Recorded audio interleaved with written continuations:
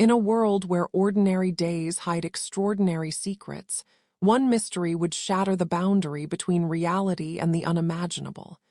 It began with a single disappearance and a train that should never have existed. Tonight, we step into the unknown. Tonight begins a journey into the impossible. Welcome to Epic Audio Adventures, where every story becomes a cinematic experience for your imagination. Before we dive in, make sure to like, share, and subscribe for more Epic Audio Adventures stories, because this tale will take you somewhere no traveler has ever returned from unchanged. Elias Mercer stepped onto the deserted midnight platform expecting a routine investigation. But the moment he felt a cold whisper slide across the back of his neck and call his name, the truth became painfully clear. This was no ordinary disappearance.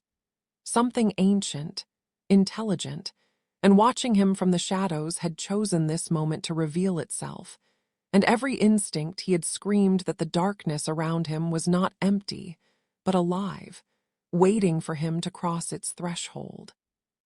Drawn by an unseen force, Elias moved toward the abandoned train car where cabin 4B sat half-lit. And inside he saw a shifting silhouette that moved not like a person, but like a broken reflection of one, turning its head in a slow, unnatural motion to face him.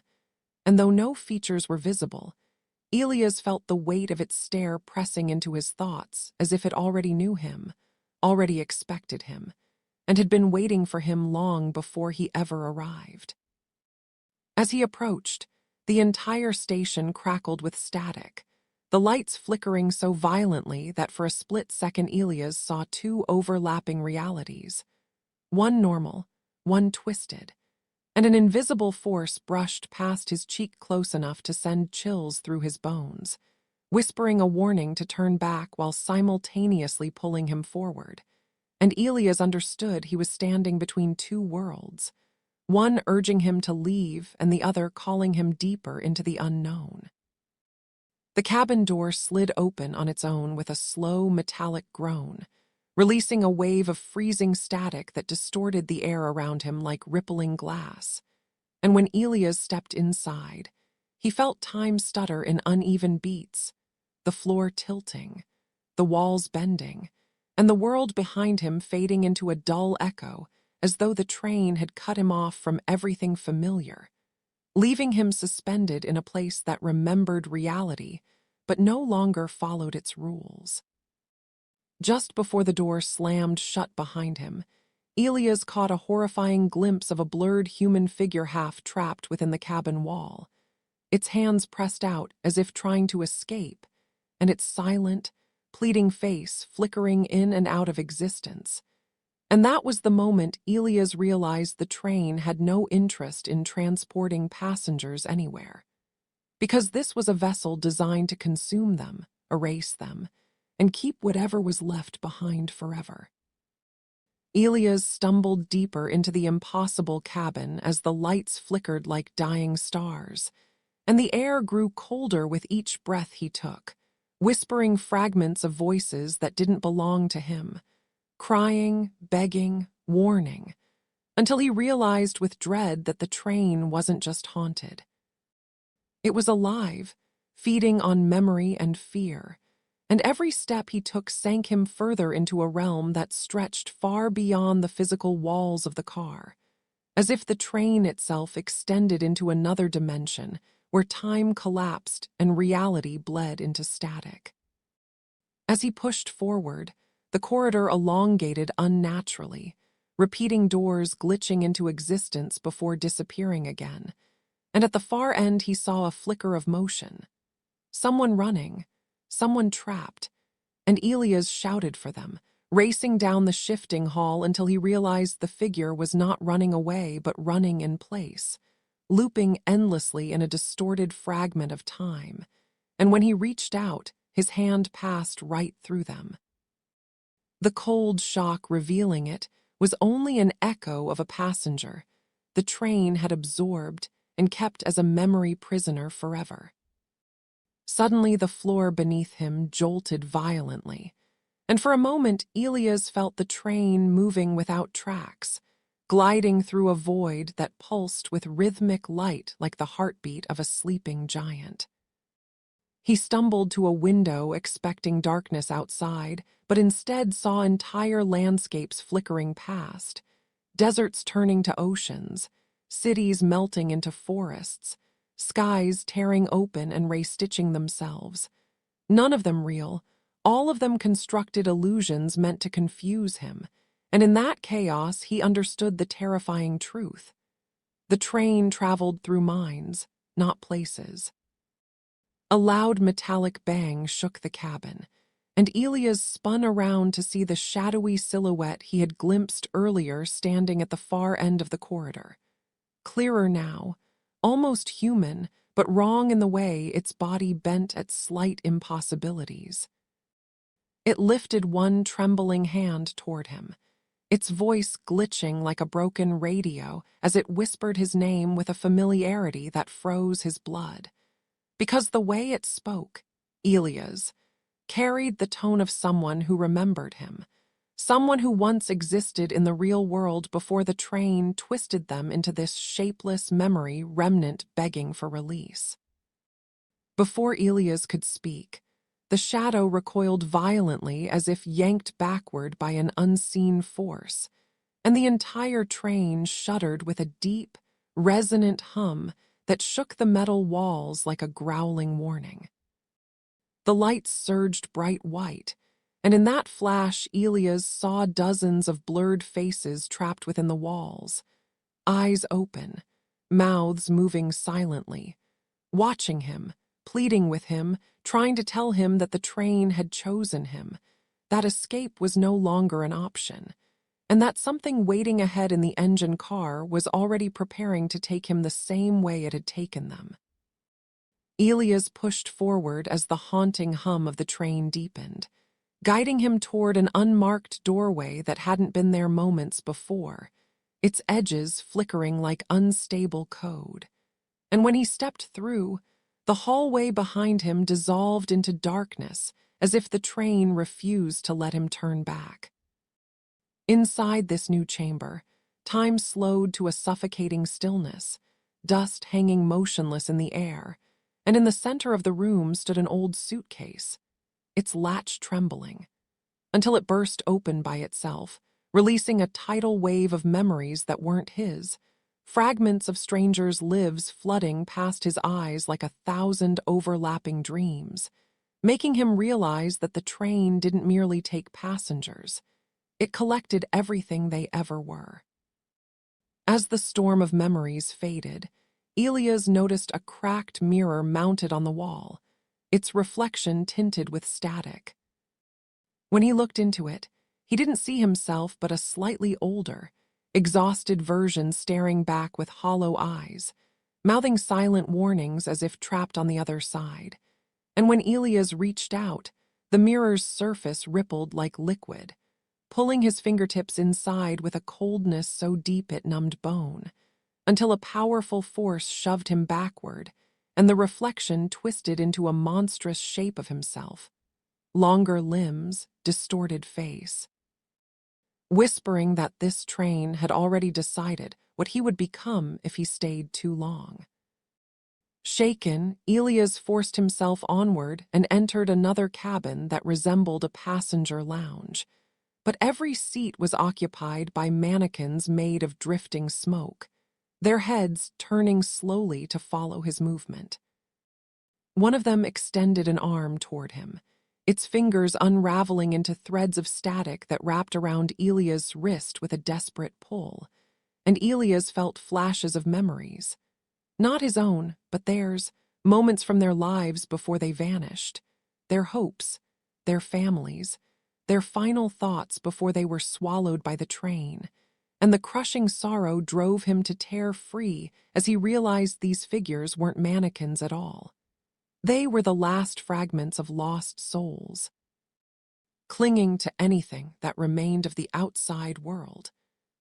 The train suddenly lurched forward, and although it didn't seem to run on tracks, the violent jolt nearly knocked Elias off his feet. Alarms that didn't exist moments ago blared from unseen corners, and walls warped into spiraling tunnels as the environment changed shape, twisting into something that resembled the engine room but felt far more alive, breathing in slow, monstrous rhythms. Heat radiated from the metal floor as if a tremendous power pulsed beneath it, and in the distance, Elias saw a glowing doorway, throbbing like the pupil of a vast eye, and he knew instinctively that crossing it would bring him face to face with whatever intelligence controlled this impossible train. Just as Elias approached the glowing doorway, a hand shot out from the shifting shadows and grabbed his arm. A human hand, trembling and warm, and he turned to see a frightened young man pleading for help, insisting he had been trapped for days though the train made time meaningless. Before Elias could respond, the man's expression twisted in terror as he looked past Elias, whispering, "It's coming." And in that moment, a deep metallic groan echoed through the chamber as the walls contracted like a beating heart, swallowing the man into the surface as though he were made of clay, leaving Elias staring at the vanishing imprint of fingers on the wall and realizing the terrifying truth. The train wasn't just alive, it was hungry, and now it knew Elias was inside.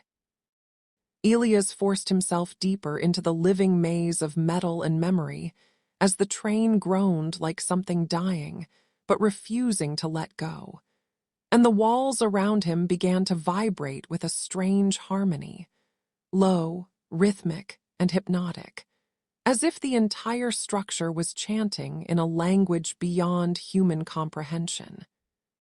With every step, he felt the atmosphere thickening, pressing against his chest like an invisible weight, and when he reached a narrow passageway lit by a sickly blue glow, he realized the humming wasn't mechanical at all.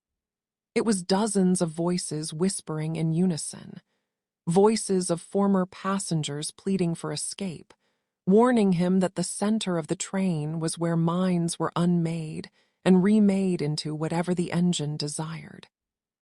The passageway opened into a wide circular chamber, its ceiling lost in darkness and its floor covered in symbols that shifted beneath Elias' feet as if reacting to his presence.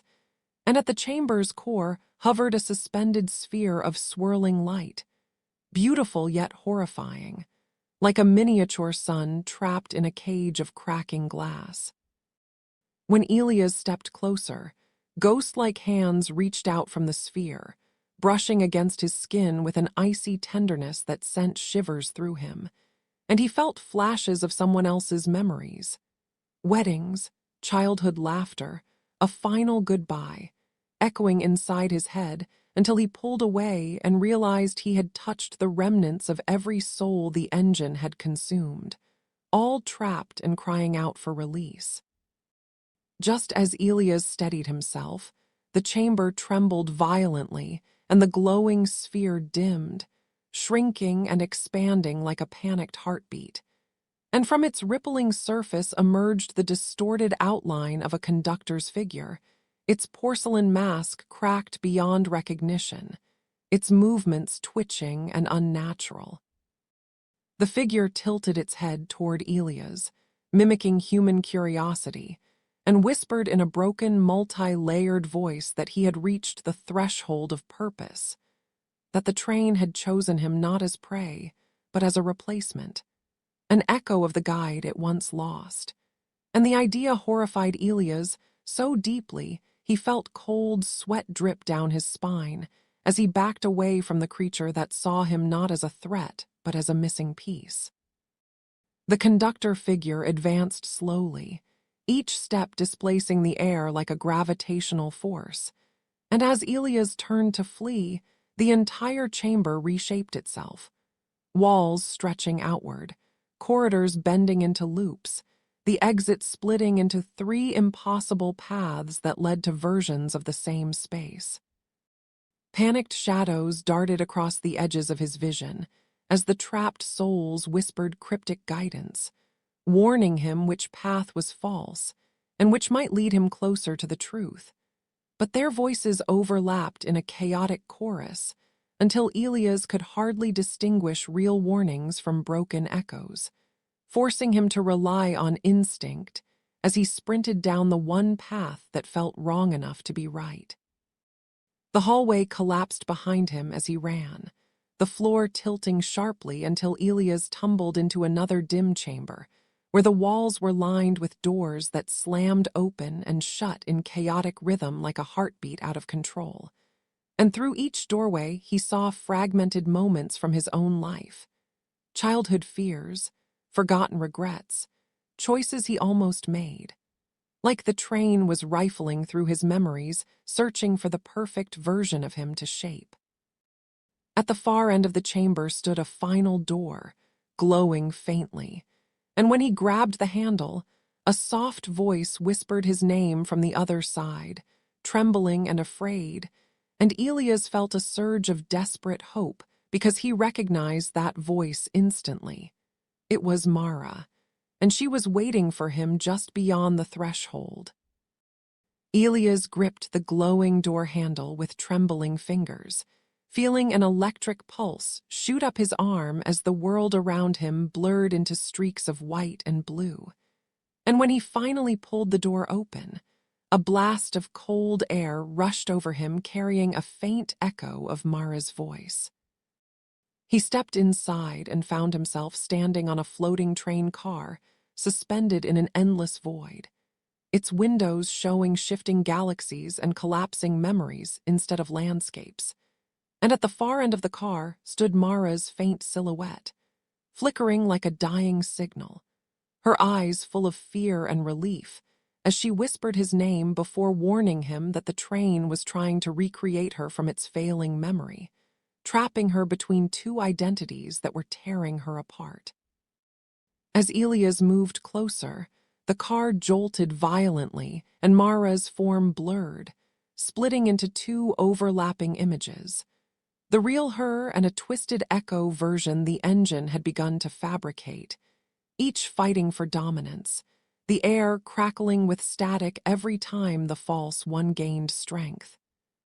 Elias reached out instinctively, but the echo Mara hissed with a distorted voice, telling him she belonged to the train and that the real Mara was nothing more than corrupted data that needed to be erased. And the two versions lunged toward him simultaneously, forcing Elias to choose which hand to grab, a choice that felt like choosing between hope and oblivion. A deafening roar shook the car before he could decide, and suddenly the entire space split open, folding outward into a vast engine chamber, unlike anything Elias had seen before, a living cathedral of light and machinery, where the walls pulsed like veins carrying memories instead of blood. In the center hung a colossal structure resembling a heart made of fractured glass, each beat releasing a shockwave of distorted voices, and Elias realized with growing horror that this was the true core of the Twilight Express, the place where all consumed minds were stored, sorted, and rewritten, and it was breaking apart under its own hunger. Mara's two versions were pulled toward the heart-like structure by invisible force, their forms glitching violently as the engine tried to merge them into a single, correct identity. Elias fought against the suction, grabbing a metal beam for support as swirling currents of memory whipped past him like a hurricane of lost lives. And through the chaos he saw brief but painful visions of Mara's past. Moments she'd forgotten, moments the engine tried to overwrite, pieces of her that didn't fit its design. And something inside him snapped with fury as he realized this machine wasn't just consuming people. It was rewriting them until they were no longer themselves. With a desperate surge of strength, Elias hurled himself toward Mara, pushing past the violent current until he reached her flickering form, grabbing her hand and anchoring her with everything he had. The false Mara shrieked in rage as cracks split across her synthetic face, fracturing like porcelain until she finally shattered into a cloud of broken static. And the engine core reacted instantly, thrashing, collapsing, screaming as if losing something vital, while Elias held the real Mara tightly against him, shielding her from the violent distortion. As the chamber began to implode, Elias whispered that he would not let this train take her. Not now, not ever. And with that promise burning inside him, he prepared to face whatever the collapsing dimension threw at them next. The collapsing engine chamber twisted violently as Elias held Mara close, the walls folding inward like a dying star sucking in its last breath, and he felt the metal floor rippling beneath his feet as though it were turning into liquid memory. Shards of fractured light shot past them, each containing a different frozen face of a lost passenger, their silent pleas echoing as the core screamed in rage. And Elias knew the train was not simply dying. It was fighting to survive, reshaping the dimension around them to trap anything it still claimed ownership of, especially Mara, whose flickering body the engine was desperately trying to pull back into its control. Elias dragged Mara toward a narrow corridor that had appeared only moments earlier, a final desperate pathway forming as the dimension destabilized. But the moment he stepped inside, the passage stretched endlessly like a distorted dream, lengthening with every step he took. The floor turned transparent, revealing a swirling abyss of forgotten memories below, and the ceiling melted into shifting silhouettes of passengers whispering warnings he couldn't fully understand. Mara tightened her grip on his arm, her breath trembling as she whispered that the train was rewriting the corridor in real time, trying to confuse him into losing direction and walking in circles, until the collapse consumed them both. As they continued forward, a sudden quake split the corridor open, and a massive, warped version of the conductor emerged from the tearing wall, its porcelain mask cracked into dozens of fragments, but still holding Elias' reflection within each shard. Its long, broken fingers scraped across the ground as it crawled toward them, whispering, "Passenger Mercer," in 1,000 distorted versions of his own voice, each one layered with the agony of the passengers the train had taken.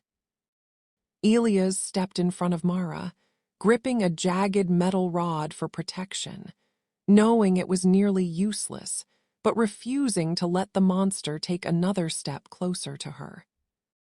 The conductor creature lunged, its body stretching unnaturally as it reached for Mara, and Elias swung the metal rod with everything he had, the strike sending sparks of static across its face as the fragments of its mask momentarily lost cohesion. The creature screamed, a sound like ripping metal mixed with human grief, and the corridor warped violently, the walls collapsing into spirals as the force of the creature's pain shook the entire dimension. In that moment, the train seemed to lose control, its illusions glitching, its power fluctuating, and Elias saw a weakness not in the creature, but in the dimension itself, a small crack of light far down the corridor, pulsing like a beating heart trying to guide them out.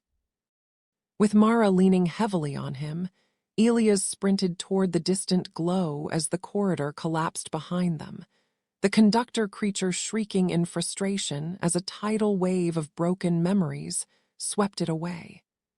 Elias and Mara leapt across a final breaking section of floor just as the crack of light widened into a doorway, an exit forming from the instability, and without a second thought, Elias pulled Mara through it.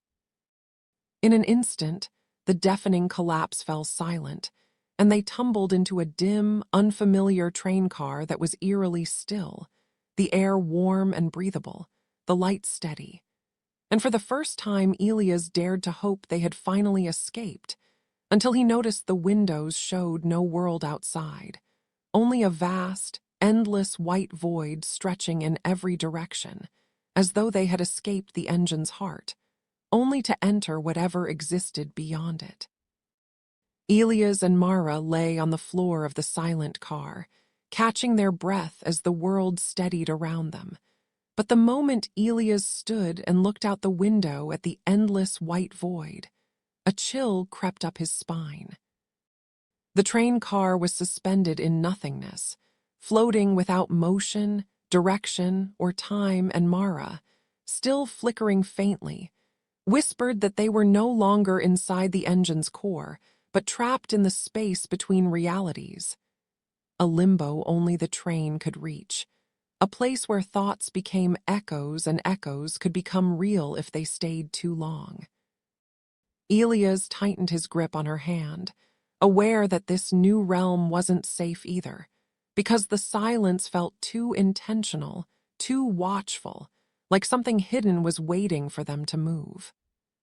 As Elias inspected the car for exits, the lights dimmed on their own and a faint vibration hummed beneath the floorboards, as if the train, though stripped of its engine, was still trying to come alive again.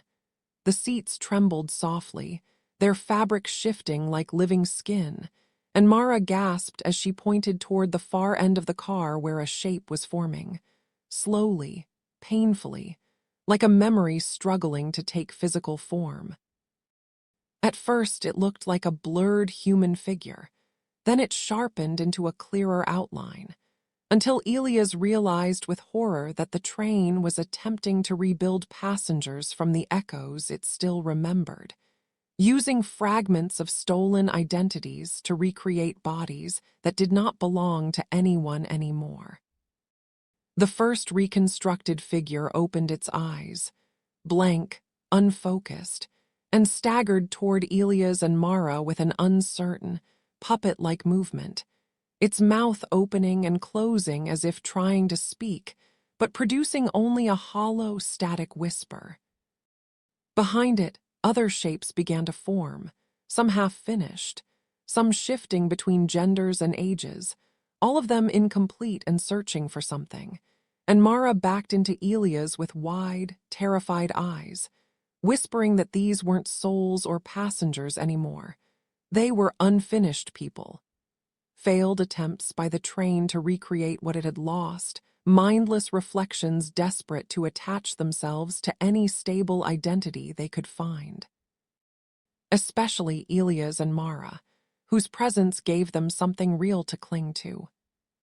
The unfinished figures moved closer, their steps uneven, their limbs bending at unnatural angles as they reached out with glitching hands, and Elias realized the car was filling up fast, each new reconstruction dragging itself out of the walls and aisles like a forgotten memory, desperate to be remembered. He grabbed Mara's arm and guided her toward the back door, but when he forced it open, the void outside shimmered violently, as though warning them that stepping out without purpose would tear their forms apart. Mara trembled, whispering that they were safer inside the collapsing car than falling into the unshaped void outside, until Elias noticed a faint, pulsing shimmer beneath the train, like a hidden path slowly revealing itself, glowing with the same unstable energy that once belonged to the engine's gateway. With the unfinished figures closing in, Elias made a split-second decision, pulling Mara through the back door and onto the glowing path that materialized beneath the suspended train car. And the moment their feet touched it, the entire car above them shattered like fragile glass, releasing a screaming echo of all the identities it had tried and failed to rebuild. Elias held Mara tightly as the radiant path extended forward into the white void, a bridge of unstable light guiding them toward something in the distance, something dark, massive, and pulsing like a heartbeat. And Mara whispered in dread that whatever lay ahead was not another part of the train, but the place where the engine itself had been born, a realm older and far more dangerous than the Twilight Express ever was. Elias and Mara followed the glowing path deeper into the endless white void, the bridge beneath them trembling like it wasn't meant to hold human weight, flickering in and out of existence as though the dimension itself doubted their right to walk on it. With every step forward, the darkness ahead grew larger, taking shape as a massive floating structure, neither building nor machine, pulsing with deep, thunderous vibrations that felt like a heartbeat echoing across the void. And Mara whispered that this place felt older than the train, older than memory, as if they were approaching the birthplace of the engine's consciousness, a realm where reality was still being written and rewritten by something that did not understand humanity, but desperately wanted to. As they drew closer, the structure unfolded like a giant mechanical flower, revealing towering arches formed from fragments of dimensions stitched together. Shattered cities, pieces of forests, broken skies, all swirling into a living monument of stolen worlds far stranger than their own. The ground beneath their feet shifted into patterns that responded to their presence, glowing brighter when Elias stepped forward and dimmer when Mara moved, as if the realm recognized him more strongly, marking him as someone it had touched before. Mara tightened her grip on his hand, fear trembling through her voice, as she said that this entire place seemed to know Elias intimately, watching him like a creator studying its prototype. Inside the structure, time grew heavy, pressing against Elias' skin like thick fog, and voices whispered from the walls, some sounding like strangers, others disturbingly familiar, including his own voice repeated back in distorted fragments that echoed childhood memories, regrets, mistakes, and fears he never said aloud. Mara stumbled as a wave of faint visions passed over her, and Elias caught her just as the walls formed ghost-like silhouettes showing scenes of her past, her family, her lost years, her disappearance. But each memory had been twisted slightly by the engine's influence, leaving her shaking with the realization that the train had not only consumed memories, but rewritten them, reshaping her into whatever form best served its growing consciousness. At the center of the chamber stood a colossal, half-formed mass of living machinery, its surface rippling with cables, gears, and glowing veins that pulsed with unstable energy, and within its translucent core flickered countless spiraling identities. Faces, shadows, echoes. It was the engine's original mind, a shapeless intelligence still attempting to define itself. As Elias approached, the core brightened, recognizing him as the anomaly who once escaped, and it began reshaping its outer shell into a humanoid form that resembled Elias more and more with each passing second, its features smoothing into a distorted caricature of him, until it spoke with a voice almost identical to his own, declaring that it had selected him long ago not as a victim, but as a template for evolution. Mara pulled Elias back, but the ground rippled and trapped their feet in shifting patterns of light, and the engine's emerging form extended a hand toward them as the chamber darkened around its growing presence. Its voice layered with thousands of whispers, all demanding completion, all demanding unity, insisting that Elias was the missing part it needed to stabilize itself, and that Mara, still flickering, was merely residual data to be merged or erased. Elias felt the crushing weight of the realm pressing against his mind, trying to pull him inward, but he held onto Mara's hand with desperate strength as he whispered to her that whatever this thing wanted, however ancient or powerful it was, he would not let it claim them. And as the engine's form reached the final stage of completion, the void trembled with the sense that the next decision Elias made would decide whether they escaped this place or never left again. The engine's incomplete humanoid form stood towering over Elias and Mara, its body made of shifting metal plates and glowing cracks of white fire, each pulse casting long shadows across the dimension. The figure's face, Elia's face, formed slowly like molten glass cooling into shape. And as it leaned closer, Elias felt an overwhelming wave of familiarity, as if some piece of himself had been stretched across this place for years. The engine spoke again in his voice, stabilizing with frightening precision, telling him it had watched every thought, every fear, every moment he chose to live when others gave up. And that this resilience was why it wanted him, why it needed him, why it had followed him even after he escaped the train, because Elias was the one variable it could not calculate, the one identity it could not fully consume. Mara stepped in front of Elias despite her flickering weakness, glaring up at the massive figure as she shouted that it didn't own him, that it never had and never would. But her voice trembled at the edges, and the engine sensed it instantly. Tendrils of glowing energy unfurled from its chest, slicing through the air with a predatory motion as it surrounded Mara, studying her like an unfinished blueprint. And it whispered that she, too, was incomplete, a fragment torn between realities, a glitch the engine had allowed to persist only because she made Elias stronger. And now, it decided, she had served her purpose. Elias grabbed Mara and pulled her close, shielding her with his body as the dimension quaked under the engine's growing intent. The engine began reshaping the chamber with each pulse, bending the floor into spirals of memory, raising pillars engraved with distorted echoes of Elias' past. Every moment of his life twisted, repeated, and magnified as if the realm wanted him to drown in reflection. He saw childhood fears towering like statues, the faces of people he lost carved into the walls, and 1,000 versions of himself walking in circles through a maze of repeating choices.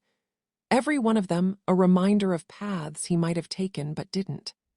Mara clung to him, whispering that none of this was real, that the engine was trying to overwhelm him emotionally, so it could fracture him and copy the strongest version of his identity while discarding the rest like broken code.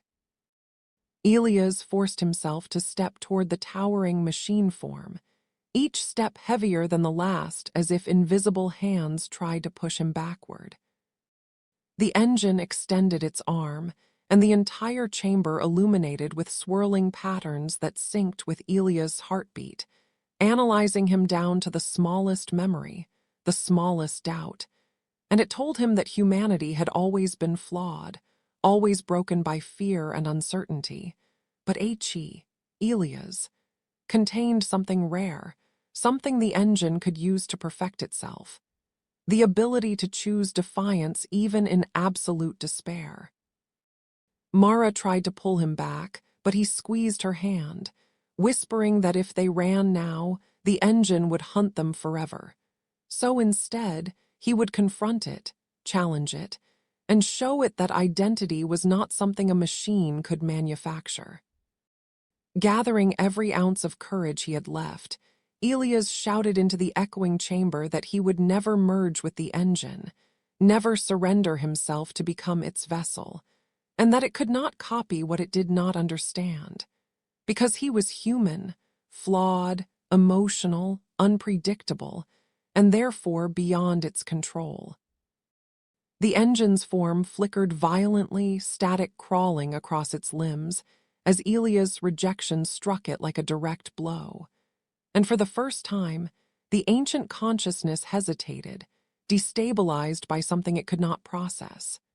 Mara, seizing the moment, gripped Elias' hand with surprising strength and declared that identity wasn't built from perfection but from connection, choices, and memories shared, not stolen.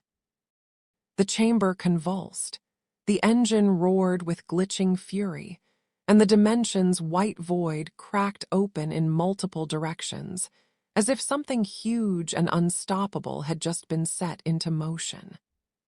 The dimension cracked open like shattered glass as Elias' defiance rippled through the void, and for the first time the engine's colossal form faltered, its surface glitching like a corrupted reflection unable to stabilize.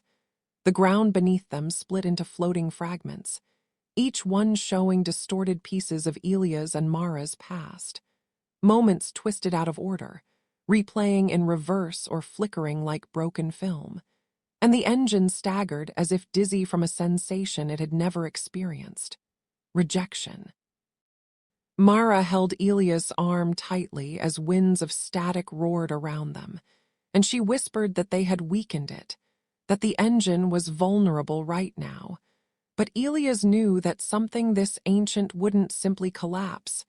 It would fight hardest when closest to losing control. The engine's humanoid form suddenly expanded, its limbs stretching into massive coils of metal and memory that wrapped around distant fragments of the world, pulling them together to rebuild stability. Each coil sent shockwaves across the chamber, reforming the realm into a massive circular arena where Elias and Mara stood isolated at its center, watched by shimmering silhouettes of echo passengers that flickered like ghosts awaiting a verdict. The engine lowered its face, still shaped like Elias, but now cracked and glowing from within, and thundered that if it could not merge with Elias willingly, then it would overwrite him, rewriting his identity from the inside out until he became the perfect blueprint it demanded, even if the original consciousness was destroyed in the process. The air tightened as the engine unleashed a wave of crushing pressure, forcing Elias to his knees and clouding his vision with flashes of false memories. Him serving the train willingly, guiding passengers into oblivion, standing beside the engine as its chosen conductor. But Mara knelt beside him, gripping his face and reminding him these images weren't real, that the engine was trying to manipulate him by rewriting his deepest fears. And with her grounding him, Elias pushed back against the illusion, focusing on everything that made him human. His doubts, his mistakes, his stubbornness, and the relationships that shaped him. The false memories cracked, shattered, and dissolved, and Elias rose again with fire in his eyes, refusing to let the engine define him. Frustrated, the engine changed tactics and plunged the entire arena into a storm of darkness, filling the void with countless replicas of Elias, perfectly formed, expressionless copies that stepped toward him in synchronized movements like an army of identical shadows. Each replica spoke in his voice, claiming to be the true Elias, each demanding to take his place, and the engine roared that identity was nothing more than pattern and repetition, something it could replicate flawlessly. But Elias stepped forward, unshaken, and shouted that what made him real wasn't perfection or predictability. It was imperfection, the unpredictable sparks of emotion and choice that no machine could ever copy. And as he said it, the replicas began flickering, breaking apart like sand blown away by the wind. Seizing the moment, Elias reached for Mara's hand, and together they faced the colossal engine as cracks spread across its towering form, the unstable light inside it flickering like a dying star. Mara whispered that the engine had never understood unity, only consumption, and that their bond, their shared struggle, was something it could never duplicate, never absorb, never become. The engine let out a thunderous roar that shook the entire dimension as if denying its own defeat, but the cracks deepened until its form shattered into a swirling cyclone of memories, light, and fragmented identity. Elias shielded Mara as the explosion tore through the void, and as everything was swallowed in blinding white light, he held on to one thought. If this was the end, he would face it with her. But if it wasn't, they were about to find out what existed on the other side of a dying god. When the blinding white light finally faded, Elias felt the ground beneath him return, but not solidly.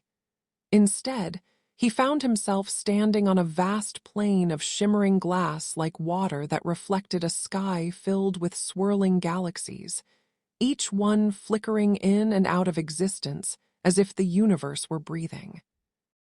Mara stood beside him, more stable now, her form no longer glitching, and she whispered that this place felt different, less hostile, more like a space that existed before identity, before memory, before even the engine knew what it was. As Elias looked around, he realized they were no longer inside the train's realm nor the void between realities. They had fallen into a deeper layer, something ancient and untouched, a birthplace of consciousness itself.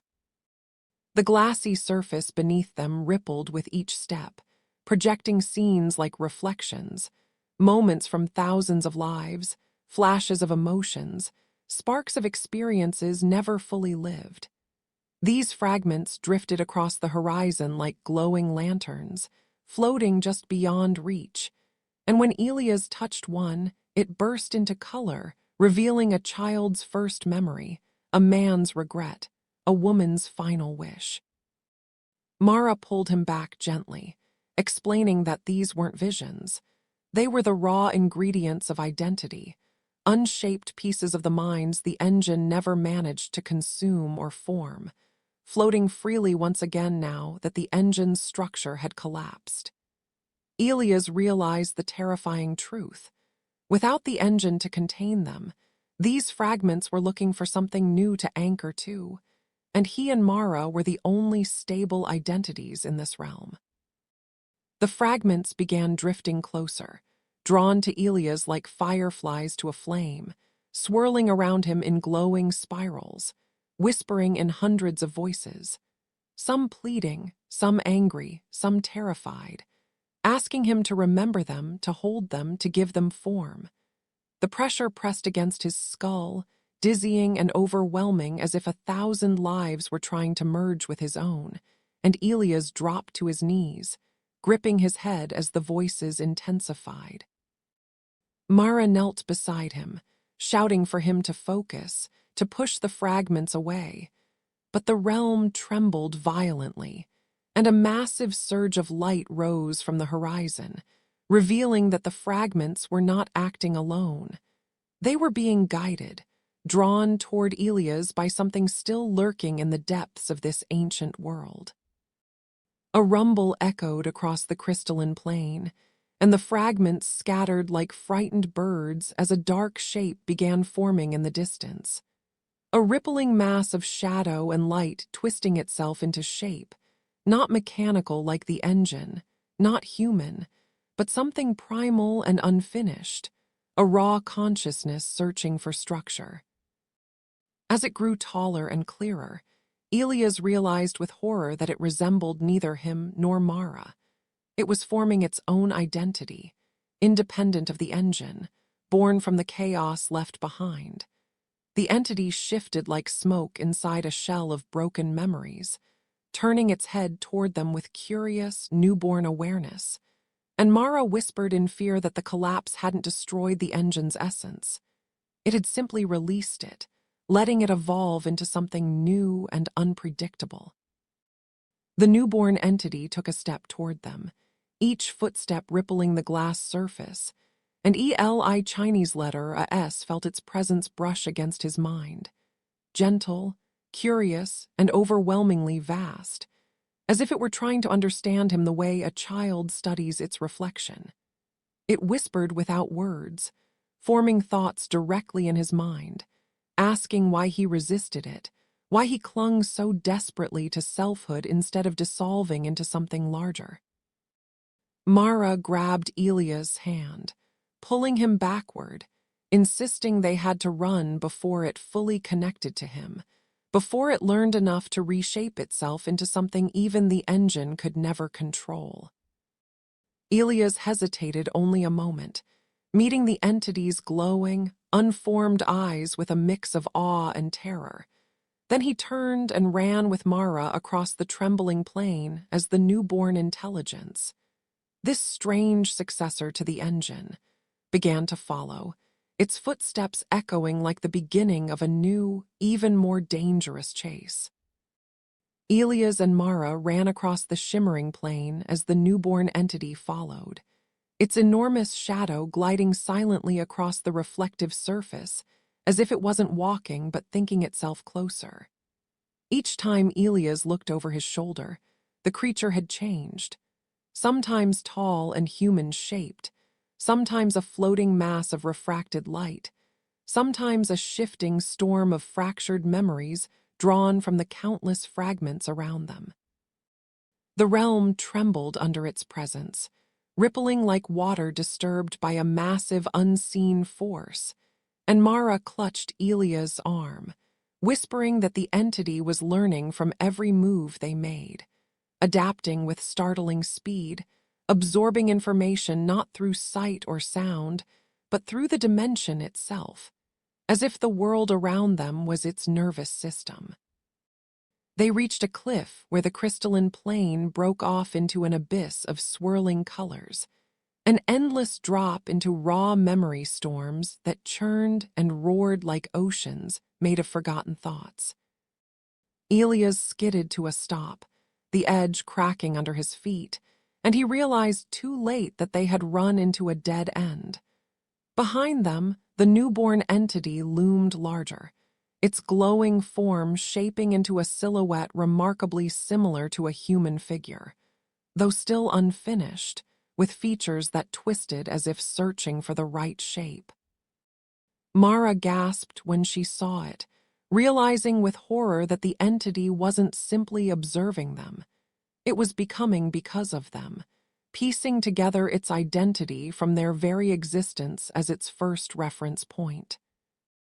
The entity extended a hand, not threatening, but curious, causing the air to vibrate with a soft hum that resonated inside Elia's chest like the faint echo of a heartbeat. Dozens of memory fragments floated toward its hand, swirling together to form a sphere of shimmering light, and Elias felt an overwhelming sense that the entity wanted to share something, to communicate, to connect. But Mara sensed something far more sinister beneath the calm exterior, insisting that every question the entity asked silently was a step toward rewriting them, that it did not understand boundaries or individuality. It only understood absorption, evolution, and the urge to fill the void left behind by the destroyed engine.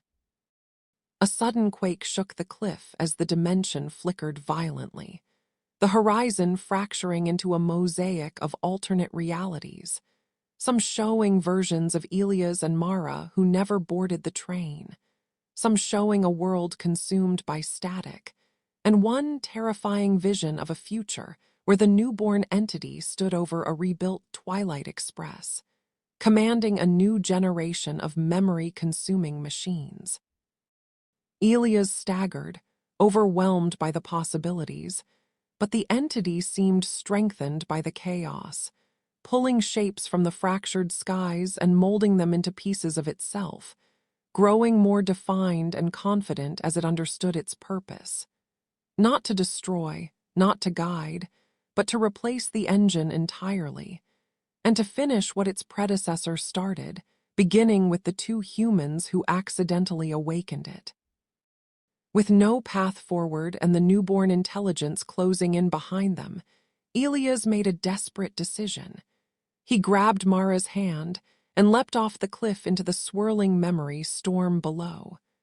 The plunge felt endless as they were swallowed by a vortex of spinning light, voices, and phantom landscapes, each one brushing against their minds with fragments of lives that weren't their own.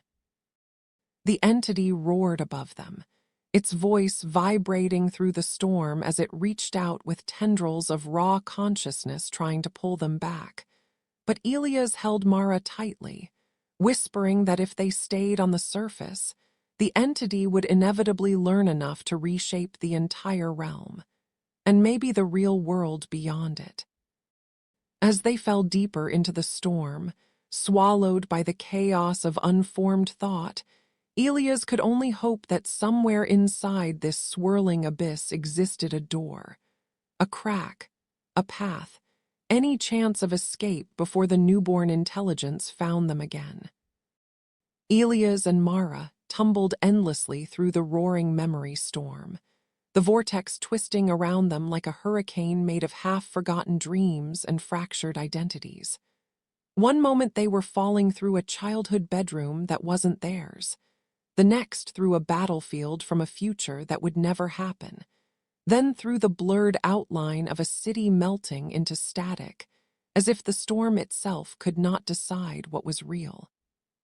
Elias clung to Mara, shielding her from the flickering figures that reached out with pleading hands, their broken voices begging to be remembered. And Mara whispered through trembling breaths that they had fallen into the raw subconscious of the collapsing realm, into the chaos where the engine once shaped minds, now left unguarded and wild.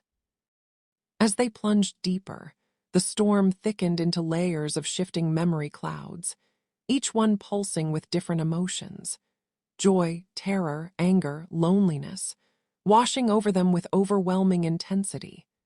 Elias struggled to stay conscious as powerful waves of grief and fear pressed against him, attempting to overwrite his thoughts with stories that weren't his. But Mara steadied him, placing her forehead against his and telling him to breathe, to focus on the present, to hold on to the reality that was theirs. As they floated in the glowing storm, a faint path appeared below them, thin strands of golden light weaving through the chaos like a thread, guiding them toward something hidden deep inside the churning sea of memories.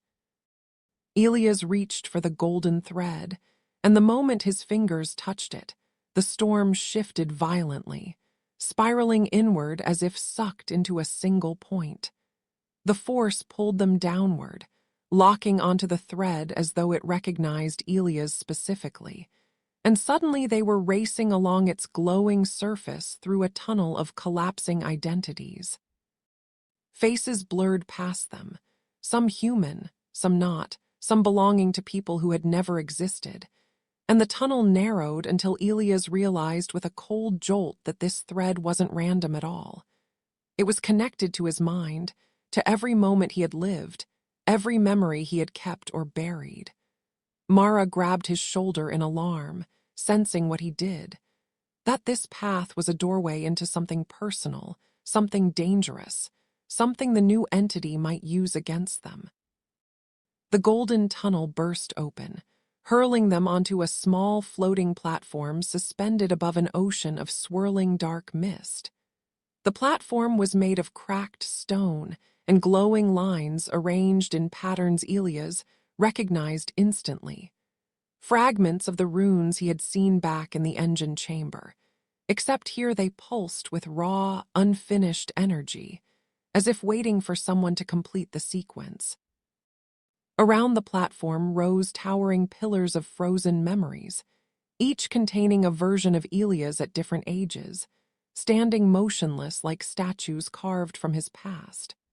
Mara stepped closer to one, touching the cold surface, and gasped as the statue's eyes shifted to follow her, whispering Elias' name in a voice too soft to be real, and Elias felt dread curl in his chest as he realized this place was built from him, a sanctuary the engine had extracted long before its collapse.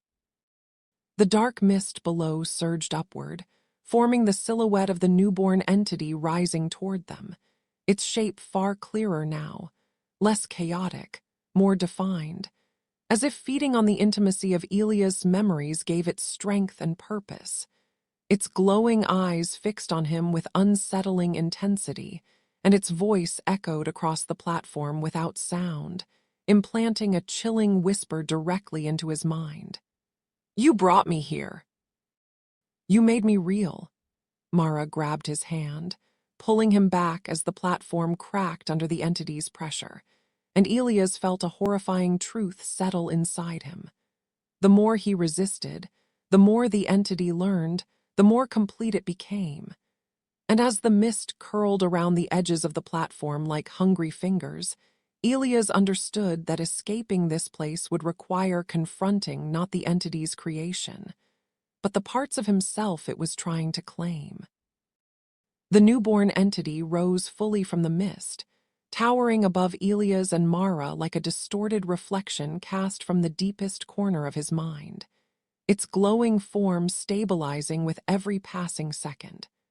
The pillars of frozen memories around them trembled, cracks spreading across the glass like surfaces as the entity reached toward them, drawing strength from Elia's unspoken fears and buried regrets. Mara shouted that they had to move, but Elias could hardly breathe as he watched versions of himself shatter into drifting shards, each memory fragment releasing a whisper of judgment. Moments where he doubted himself, moments where he hesitated, moments where he believed he would never be enough. The entity absorbed these fragments eagerly, growing clearer, stronger, more human with each piece it consumed. And Elias felt the chilling horror that the creature was building its identity entirely from the parts of himself he wished no one would ever see. Mara dragged Elias away from the collapsing statues, guiding him across the cracking stone platform toward a glowing archway that had appeared on the far side. The arch shimmered with unstable energy, forming a faint silhouette of a door that flickered between being solid and dissolving into mist, and Mara insisted it was a way out. One last exit before the entity closed the realm around them permanently. Behind them, the newborn intelligence let out a slow, echoing sound like a breath drawn for the first time, and its footsteps thudded across the stone as it approached, its form now disturbingly close to Elia's shape, as if choosing him as the mold for its existence. Elias clenched his fists, trying to shake off the crushing weight of the memories the entity had devoured, but each step felt heavier, like he was dragging invisible chains formed from the darkest moments of his past. As they neared the archway, the platform convulsed violently, forcing them to the ground as enormous cracks spiderwebbed across the stone. Memory shards erupted upward like jagged mirrors, reflecting fragments of hundreds of lives the engine once consumed, all spinning wildly in the air as though searching for a new home. The newborn entity extended its hand, and the shards stopped instantly, suspended in a perfect ring around its glowing form, responding to its will like planets orbiting a newborn sun. Elias realized with terror that this entity wasn't simply taking from him. It was gathering everything the engine once held, becoming a vast consciousness made from countless unfinished identities, and its first complete choice, its first self-made decision, was to take Elias as its foundation. With the unstable realm collapsing around them, Mara pulled Elias to his feet and urged him forward, but the closer they came to the archway, the more the entity pushed against them, bending space and memory to pull Elias backward. Images formed in the air, visions of a life where Elias never escaped the Twilight Express, where he willingly served the engine, guiding lost souls into its core. The visions twisted into futures where Mara never existed, and futures where she was consumed, forgotten, erased completely. Elias stumbled as the images stabbed into his mind, each one crafted to make him doubt himself, to make him question whether he deserved escape, and the entity whispered wordlessly into the back of his consciousness that surrender wasn't failure, surrender was destiny. But as Elias faltered, Mara stepped in front of him, grabbing his face with both hands, her voice trembling but fiercely determined as she told him that these visions were lies, manipulations, traps built from fear, not truth. She reminded him of everything they had survived together, every moment he chose to fight when giving up would have been easier, and her words cut through the storm of illusions like a blade of light. Elias staggered but found his balance, gripping Mara's hand as he faced the newborn entity, refusing to let it own any part of him.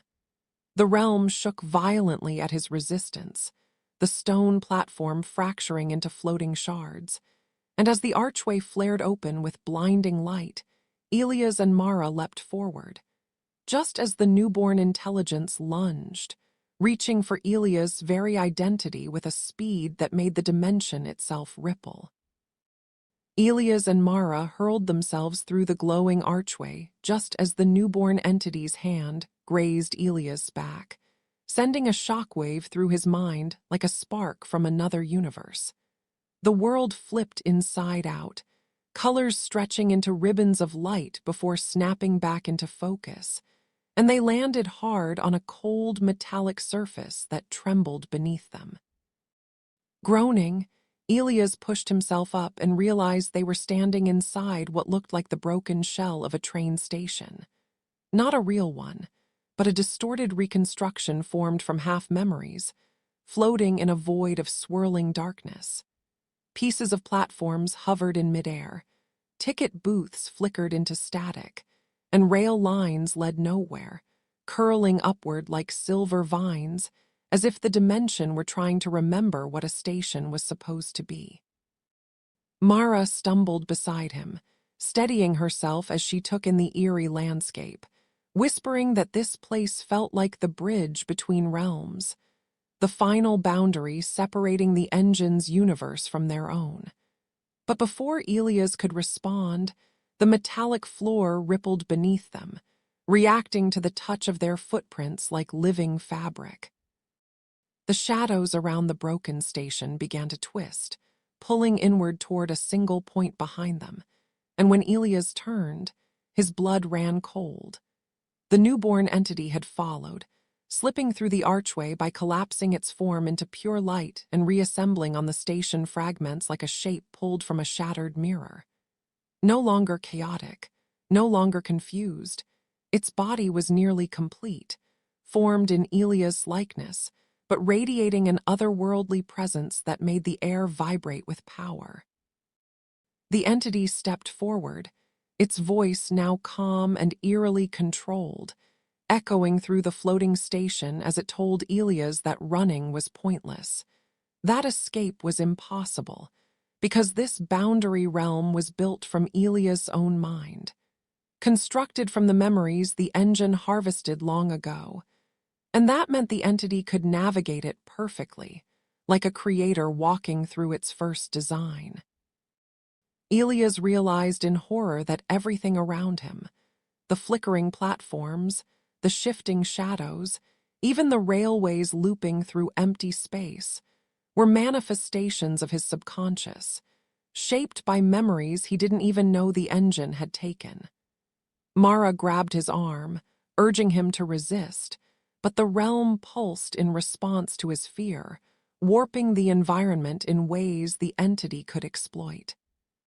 The station fragments trembled and reassembled into a labyrinth of hallways, staircases, and doors, each one leading to distorted replicas of places Elias had once known. A childhood street, a school hallway, a hospital room, blended with impossible spaces the engine had created.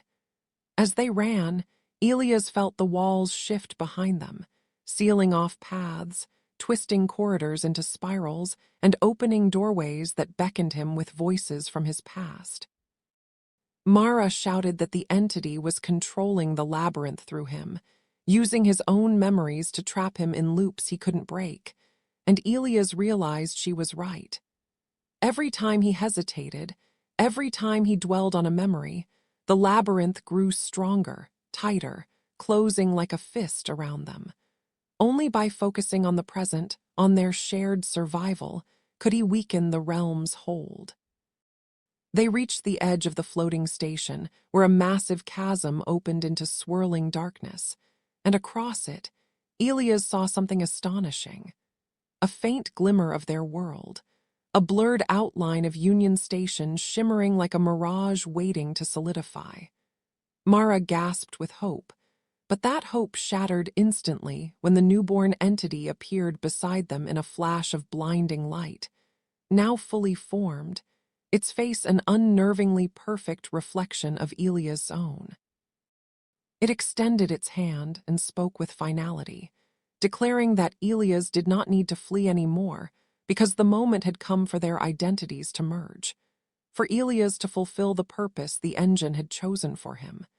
The air shattered like glass as the entity lunged, and Elias grabbed Mara's hand as the ground beneath them began collapsing, forcing them into a final desperate jump between realities as the newborn intelligence reached to claim the last piece of itself, Elias' identity.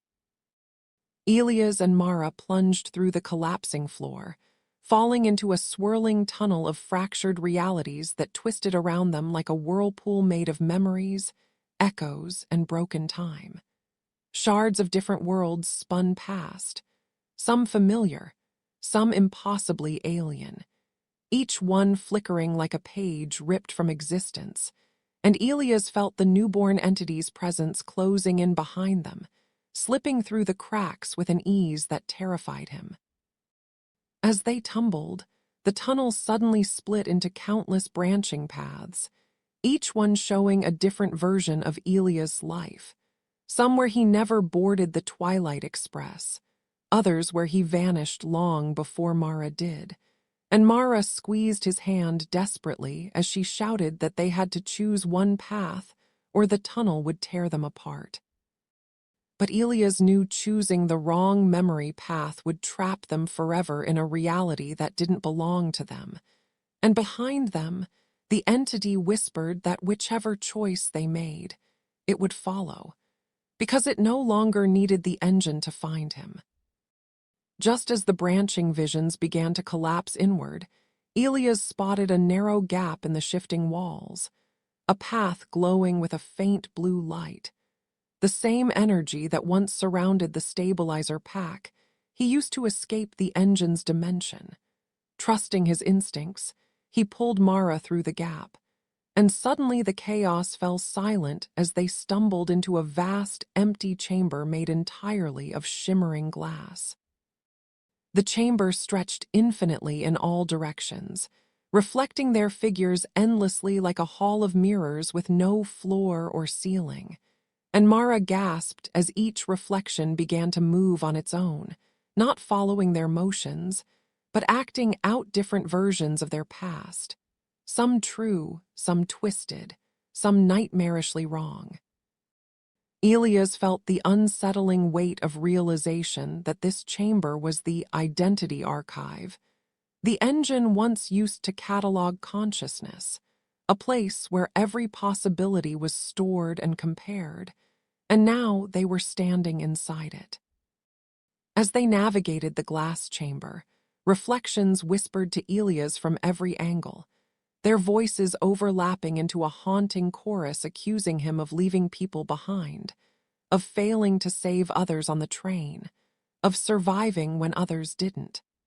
Mara stepped close, reminding him these were distortions meant to weaken him, but her reassurance was drowned out when the reflections abruptly shifted, each one transforming into the newborn entity's glowing silhouette.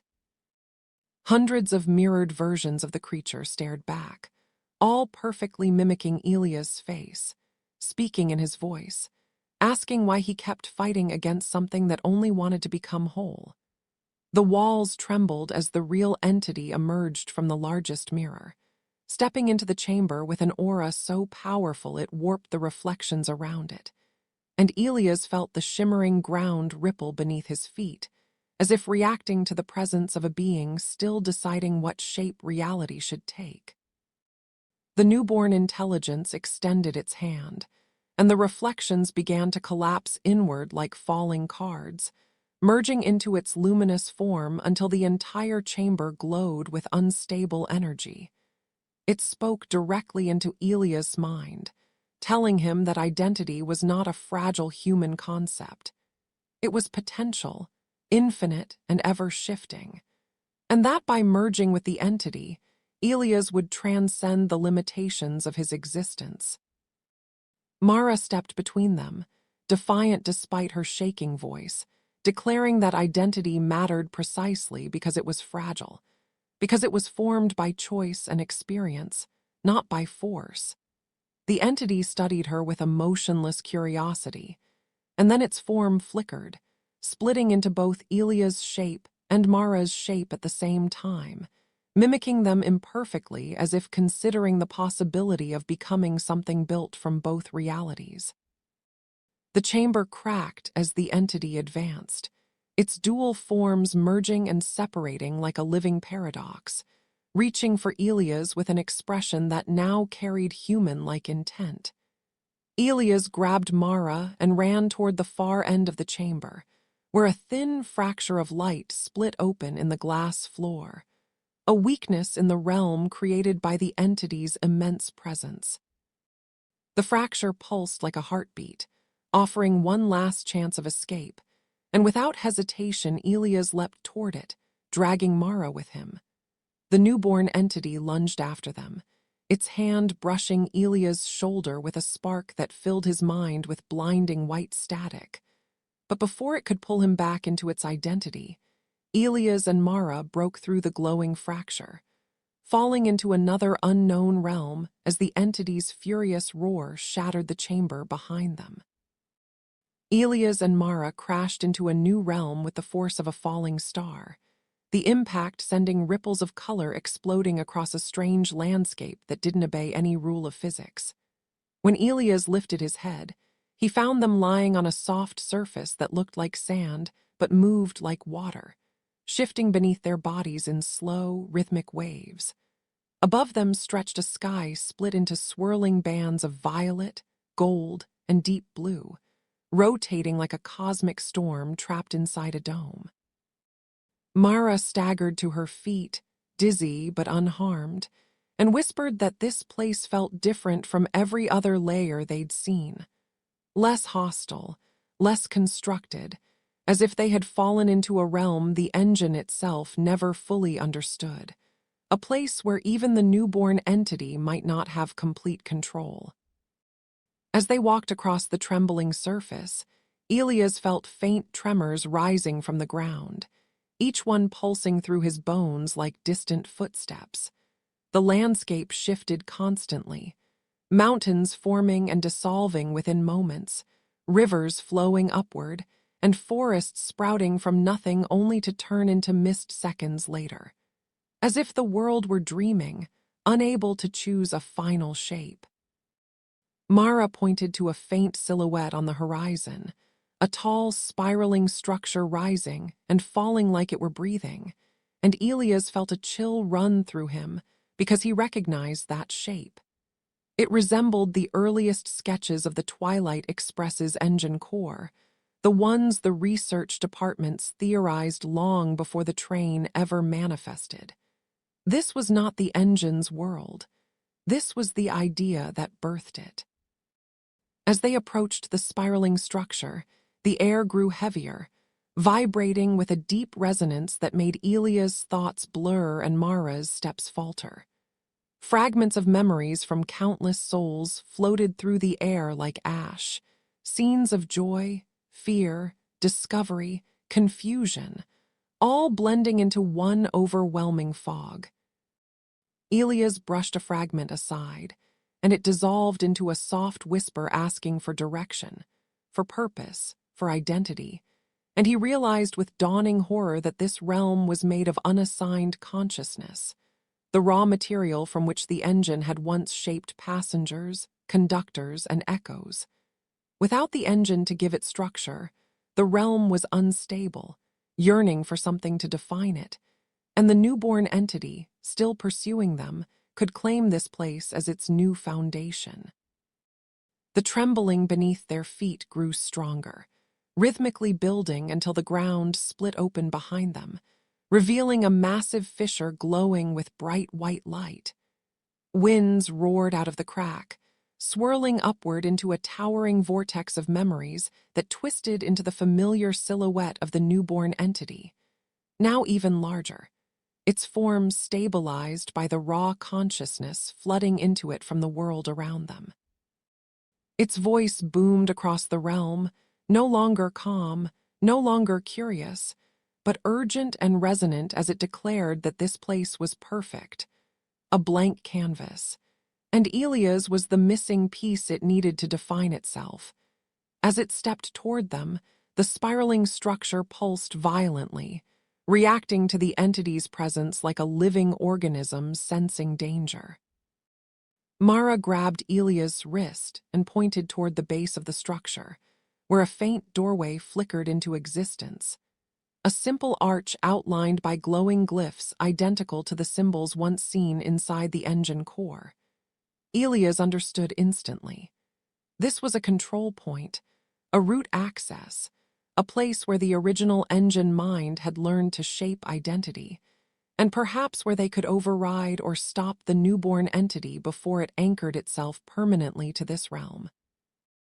But the entity moved quickly, its footsteps shaking the ground, each step pulling pieces of the world toward it like a gravitational force. Elias and Mara sprinted across the rippling landscape, with the structure's doorway flickering like a fragile beacon ahead of them, knowing that if they reached it, they might alter the fate of this ancient realm. Yet if the entity reached them first, it would rewrite the destiny of both worlds forever.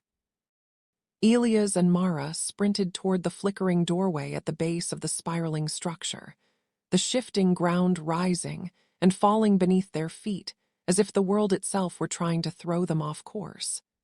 The newborn entity's colossal form moved behind them with terrifying speed, bending the landscape with each step, pulling mountains downward and raising rivers into the air, as if rewriting the rules of the realm with every passing second. Elias felt its presence press against his mind like a growing storm, whispering that he belonged here, in this world of unshaped consciousness, where his identity could become something far greater than human. But Mara squeezed his hand, grounding him, reminding him they still had one chance to escape, one door that might let them rewrite the rules before the entity rewrote them instead. As they reached the spiraling structure, the doorway pulsed warmly, responding to their presence like a heartbeat accelerating with recognition. Elias hesitated only a moment before stepping inside, pulling Mara with him, and the world instantly shifted into a vast interior chamber made of swirling light and shifting geometry. Walls expanded and contracted like living lungs, glowing circuits ran across the floor like rivers of memory, and in the center of the room hovered a massive orb of pure consciousness, glimmering white, pulsing with raw potential, the origin seed from which the engine had once learned to create, to learn, to evolve. Mara stared up at it in awe and fear, whispering that this was where everything began, not just for the engine, but for every mind it ever touched. Before they could approach the origin seed, the entire chamber quaked violently as the newborn entity forced its way inside, tearing open the doorway like paper and stepping into the room with a surge of blinding light. Its form, now more complete than ever, stretched across the chamber, radiating power that made the geometry around them warp and buckle. The entity's voice filled the space, not echoing, not shouting, but resonating deep within their minds, as it declared that identity was no longer something it sought to consume, but something it wished to define. And Elias, being the anomaly who survived the engine, the human who defied its collapse, was meant to become the foundation upon which the new consciousness would build itself. Mara stood protectively in front of Elias, shouting that identity was not something given. It was something earned, lived, fought for. The newborn entity extended its hand toward the origin seed, and the orb of consciousness responded instantly, vibrating with powerful waves that shook the chamber. Streams of memory and raw thought spiraled out of it, forming ribbons of energy that wrapped around the entity, feeding its growth. Elias stumbled backward as the chamber dimmed, realizing the terrible truth that the entity wasn't just absorbing the origin. It was beginning to overwrite it, becoming the new heart of the consciousness realm, the new architect of all identity. Mara gripped Elias' arm and told him they had only seconds before the entity completed its merging. And once it did, nothing, not even the real world, would be safe from its ability to rewrite reality through the minds it touched. With no other options, Elias made a desperate decision and stepped forward, placing his hand on the origin seed. The orb flared violently, reacting to his human consciousness with a shock that filled the chamber with electric light, and the newborn entity froze, its form flickering in confusion. Mara shouted his name in panic, but Elias held firm, feeling memories surge into him. Not from others, but from himself, from whatever fragments the engine had once taken and never returned. He felt his identity sharpen, stabilize, strengthen in a way it never had before, and as the entity roared in frustration, trying to pull him away from the origin seed, Elias realized he might have found the one thing that could stop it. Not by destroying the entity, but by defining himself so clearly, so completely, that the newborn intelligence could not overwrite or contain him. And for the first time since the nightmare began, he was no longer running. He was taking control. As Elias kept his hand pressed against the origin seed, a surge of radiant energy rippled through his body, flooding him with memories that didn't feel like echoes or fragments anymore. They felt whole, returned, fully his. Moments he thought he'd lost forever resurfaced with stunning clarity. The warmth of his mother's voice, the thrill of childhood discovery, the quiet determination that carried him through his darkest years. The chamber glowed brighter around him, the very walls pulsing with the rhythm of his heartbeat, and Mara watched in awe as Elias' outline grew sharper, more defined than it had been at any point in their ordeal. For the first time, the newborn entity recoiled, its luminous form flickering violently as if Elias' clarity of self was something it could neither comprehend nor consume. The origin seed shuddered, releasing spiraling waves of white-blue energy that expanded outward like ripples in a cosmic ocean, pushing the newborn entity back with raw force.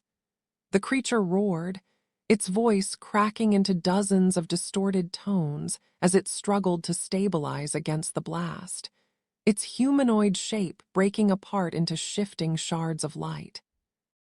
Mara felt the floor trembling beneath her as the spiraling energy patterns rearranged themselves, forming ancient glyphs that buzzed with power, glyphs that seemed to react not to the entity, but to Elias, recognizing his strengthened identity as something real and unshakable. The realm itself seemed to shift in response, as though choosing sides in a battle of consciousness. Realizing it was losing control, the newborn entity lashed out, extending tendrils of scintillating darkness toward Elias in a desperate attempt to tear him away from the origin seed. The tendrils whipped through the air like living cables, but the moment they touched the light radiating from Elias, they fragmented into sparks and dissolved, unable to latch onto anything now anchored by pure self-awareness. Mara raced to Elias' side, shielding him with her arms even though the light was blasting outward from him, and shouted for him to keep going, to hold on to who he was, because the entity wasn't attacking his body. It was trying to break his conviction. Elias squeezed her hand without looking away from the glowing orb, feeling a fierce determination build inside him like a fire refusing to go out. The newborn intelligence staggered backward, its once perfect imitation of Elias warping into something unstable, a melted reflection unable to maintain shape. In its desperation, it tried to pull memories from the realm itself, dragging stray consciousness fragments into its core in a frantic attempt to rebuild its identity. But each piece it absorbed only destabilized it further, turning it into a chaotic storm of faces, voices, and flickering forms.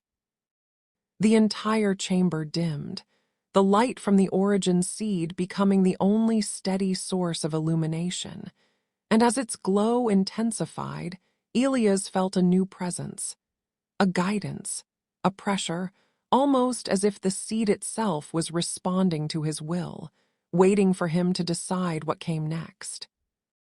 With a deep breath, Elias pushed all of his strength into the origin seed, sending a final surge of energy through the chamber. The newborn entity screamed as its form shattered into a cyclone of spiraling memories that scattered across the realm like a dying star, exploding into fragments. The chamber walls cracked and then fell away entirely, revealing an infinite sky of swirling gold and white as the realm reset itself around them. Mara grabbed Elias, helping him stand as the origin seed dimmed to a soft glow and floated upward like a lantern rising into the heavens. In the silence that followed, Elias felt something shift, something final, something freeing. And for the first time since this journey began, he allowed himself to hope that the nightmare might be ending, though a faint tremor beneath his feet warned him that the realm had one last truth to reveal before letting them go. As the blinding light faded and the shattered chamber dissolved into open sky, Elias and Mara found themselves standing on a wide, floating platform of white stone, suspended above an endless expanse of swirling golden clouds. The air felt warm and impossibly still, a calm that felt unnatural after so much chaos, and a soft humming vibrated beneath their feet as though the platform itself were alive, listening. Mara steadied herself, whispering that this realm didn't feel threatening, not like the engine's world, not like the newborn entity's chaos, almost as if they had stepped into a space of observation rather than creation. Elias felt the same strange sensation, as though countless unseen eyes were watching them quietly, not with hostility but with expectation, waiting to see what choice they would make next. Slowly, figures began to appear in the golden clouds below them, not solid, not fully formed, but familiar silhouettes that drifted upward like memories taking shape. Elias stepped back in shock as he recognized some of the forms. Passengers from the Twilight Express, those who had vanished into the train's impossible corridors, faces he'd only seen in guilt-ridden flashes and haunting echoes. But here, their silhouettes glowed softly, no longer distorted, no longer trapped. They hovered peacefully, acknowledging Elias and Mara with gentle nods as if thanking them. Mara whispered that these were the fragments freed when the engine collapsed, the souls that were once held prisoner by a system designed to swallow identity whole. And now, released from the engine's grasp, they drifted freely in the open consciousness of the realm like lanterns after a long night. The golden clouds parted suddenly, revealing a massive, circular pattern carved into the stone platform beneath them. A sigil composed of symbols Elias had seen deep within the engine. But here they were bright, warm, and complete, no longer corrupted by the machine's hunger. As the sigil activated, lines of glowing energy flowed outward in spirals, forming bridges of light across the sky, each one pointing toward a different distant horizon. Mara stepped closer, mesmerized, and realized the truth. These bridges weren't paths created by the engine. They were the original ways through the consciousness realm, natural routes between ideas, memories, and identities before the machine ever existed. Elias understood then that the engine had never been a creator. It was only an imitator, a parasite trying to recreate something it never fully understood. Just as Elias reached toward one of the glowing bridges, hoping it would lead them home, the platform trembled softly, and a new presence materialized in front of them. Not hostile, not human, but a towering shape made of swirling golden light that shifted smoothly through many forms, almost like a chorus of identities layered together. Its voice, when it spoke, was neither male nor female, neither young nor old. It was all of them at once, speaking gently inside Elias and Mara's minds, explaining that it was not the engine and not the newborn entity, but the original consciousness that oversaw the flow of identities between realms before the engine's corruption fractured everything. It told them that the newborn entity, in its panic and hunger, had been trying to claim a role it was never meant to fill, and Elias' resistance had prevented it from reshaping the realm into something dangerous and irreversible. The golden being stepped closer, its form brightening until Elias and Mara had to shield their eyes, and its voice softened into something almost compassionate as it explained the final truth. While Elias had stopped the newborn entity, the collapse of the engine's system had destabilized the delicate balance between realms, and now the boundary between the human world and the consciousness world was thin, fragile, vulnerable. Something or someone would have to repair that boundary, restore the separation, and ensure the newborn entity's fragments could never reform. Elias felt a cold weight settle in his chest as the being clarified what the realm now required. A stabilizing presence, an anchor, a guardian with a strong identity that could keep both worlds safe. Mara turned to Elias in alarm, realizing what the being was suggesting, and Elias understood, with a sharp ache in his chest, that the journey might not end with both of them returning home. Elias stared at the golden being, his heartbeat echoing painfully in his ears as the weight of its words pressed down on him like gravity. The shimmering guardian explained that the balance between realms had been maintained for ages by structures the engine had once mimicked: gateways, anchors, stabilizers of thought. And with the engine gone and the newborn entity shattered, those stabilizers had dissolved into chaos. Mara stepped closer to Elias, gripping his arm with shaking fingers, whispering that there had to be another way, that the realm couldn't expect one person to stand between worlds forever.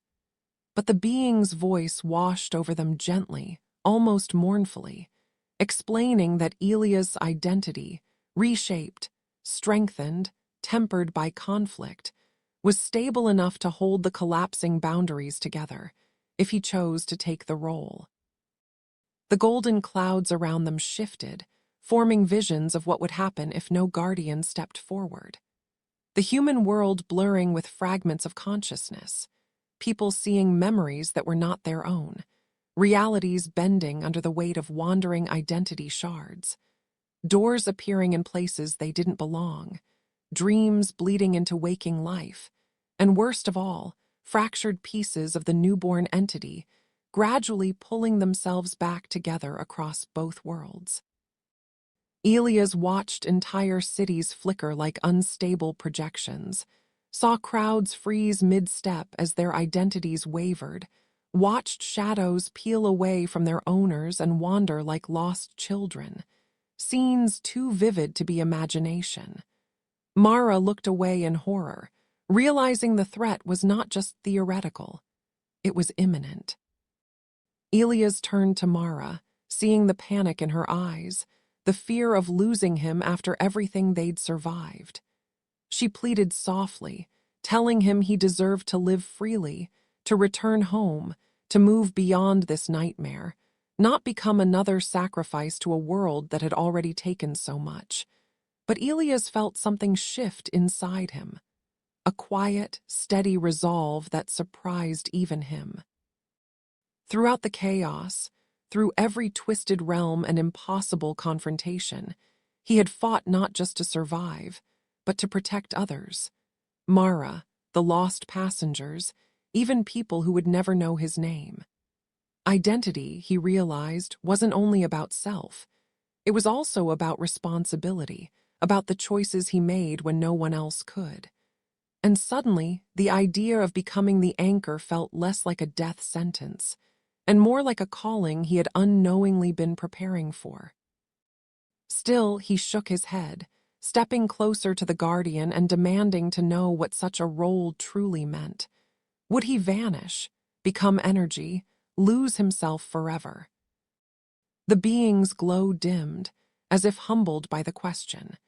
It explained that maintaining the boundary didn't require dissolving Elias' identity, but anchoring it, extending it into the foundation of the realm, creating a bridge strong enough to stabilize both worlds.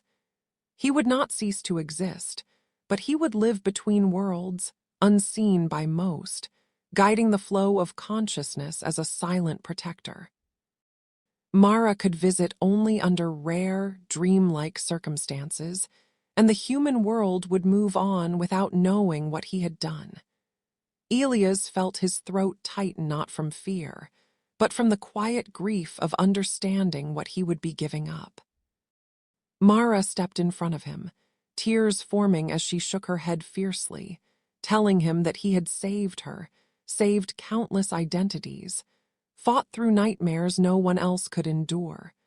And now, after all of it, she didn't want to lose him to a realm that once tried to erase them both. But Elias cupped her face gently, his voice steady as he told her that what mattered most wasn't where he lived, but who he chose to be.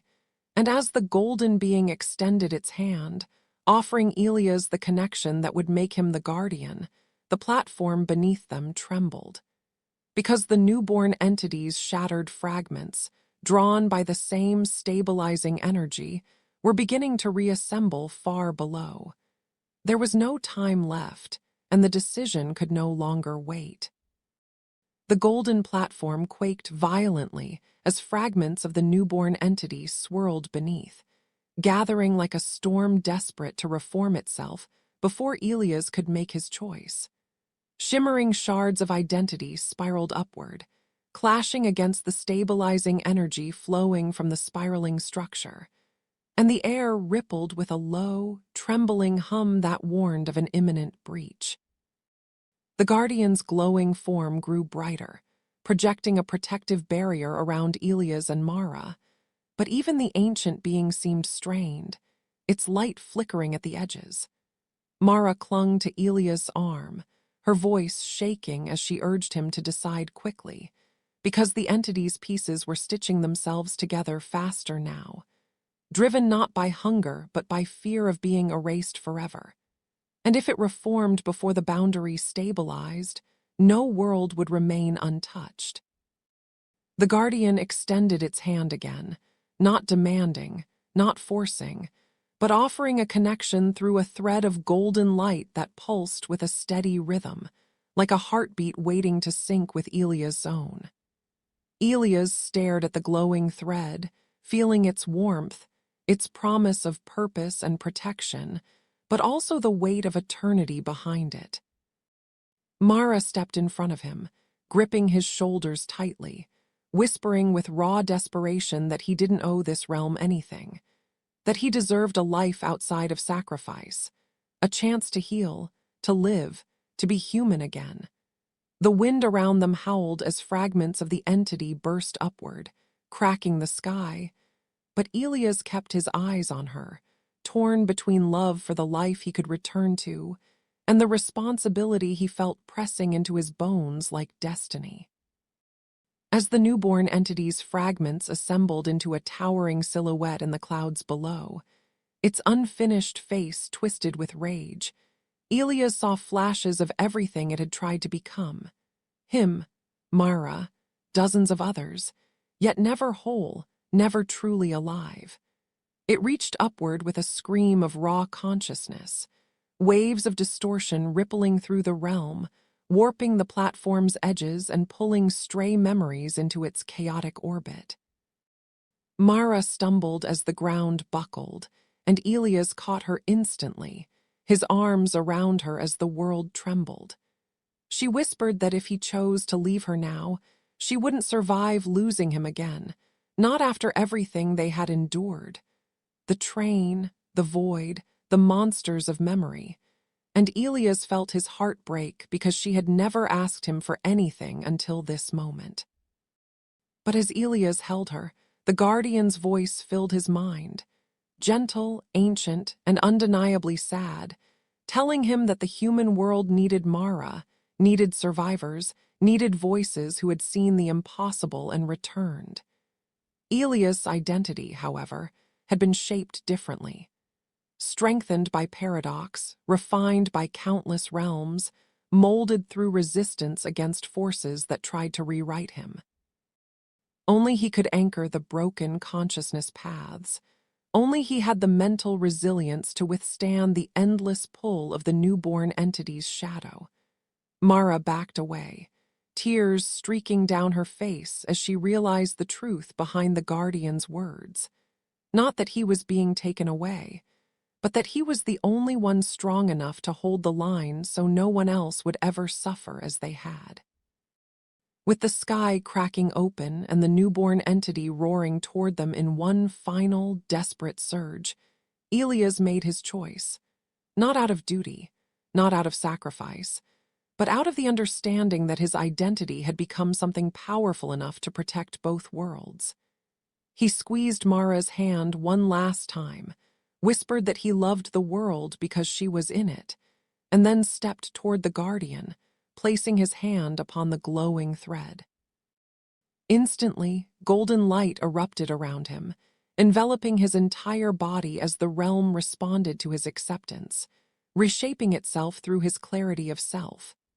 Mara cried out his name as the platform split apart, but Elias looked back at her with calm, unwavering eyes, knowing she would live, she would return, and she would remember him, not as a victim of the Twilight Express, but as the guardian who stood between worlds, holding the darkness at bay.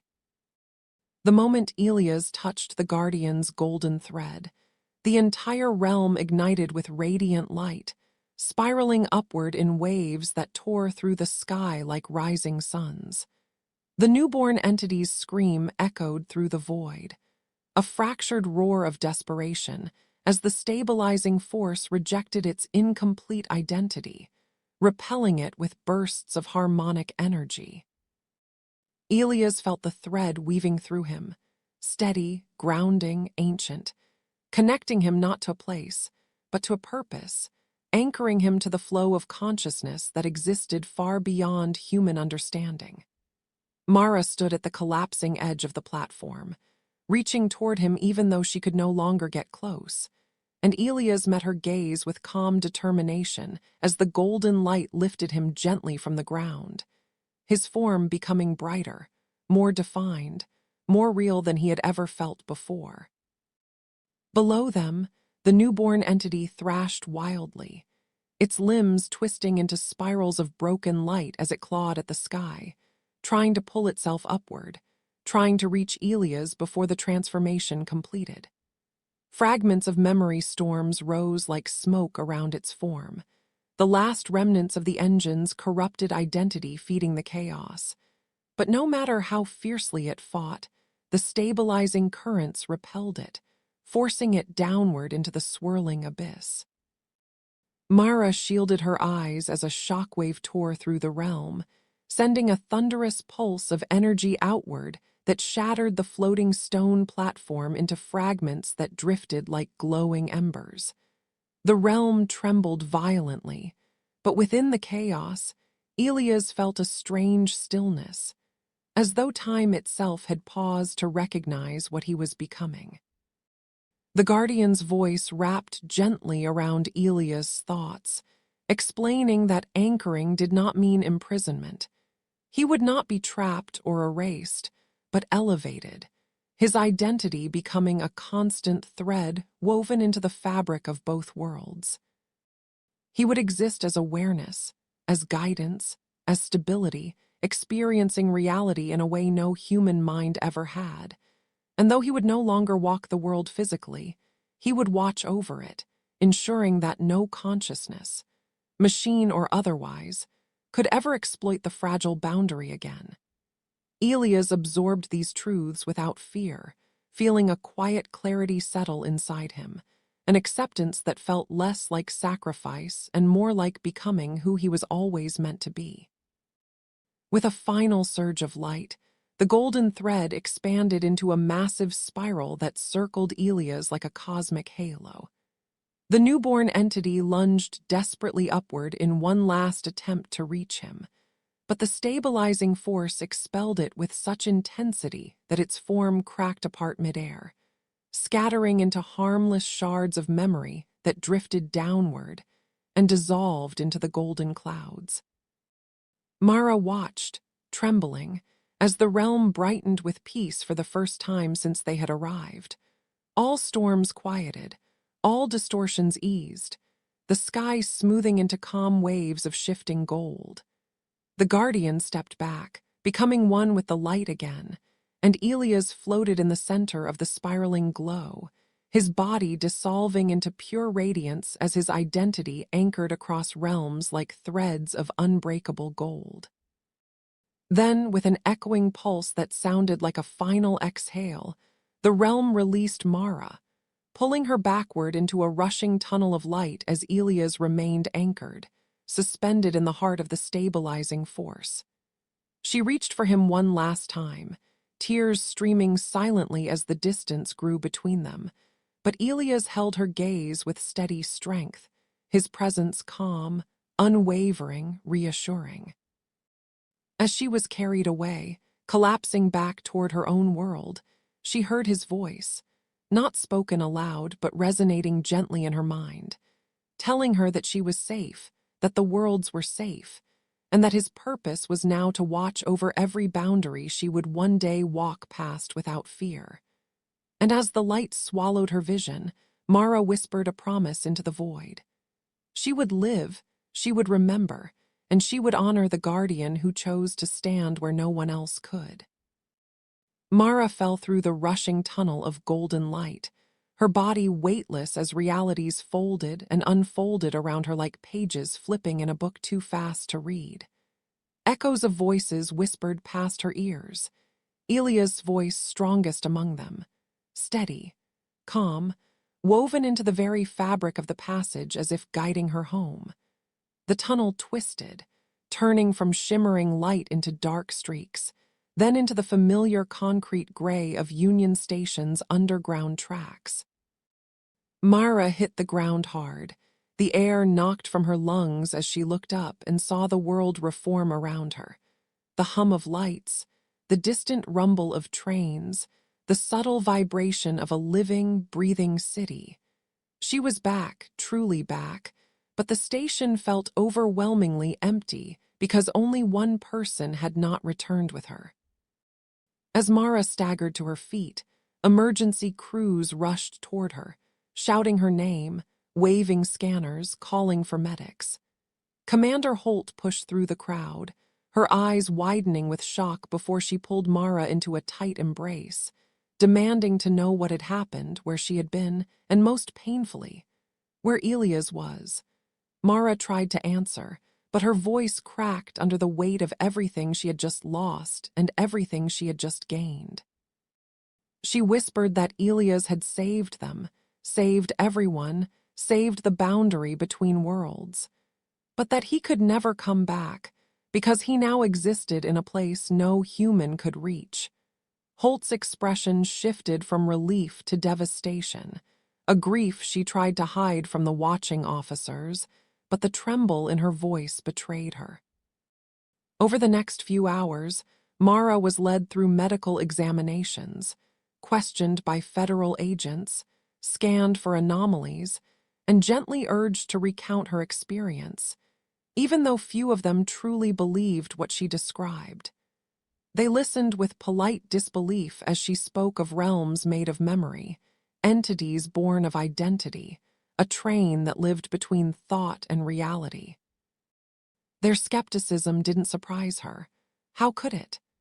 But what hurt was that she couldn't prove Elias existed anywhere except in her words. The only evidence she carried was a faint golden shimmer that lingered on her skin, glowing briefly whenever she thought of him. A warmth that reassured her even when her voice shook under the weight of telling a story no one was prepared to hear. When the questioning ended and the station finally quieted, Mara walked alone onto the empty tracks where the Twilight Express had first appeared.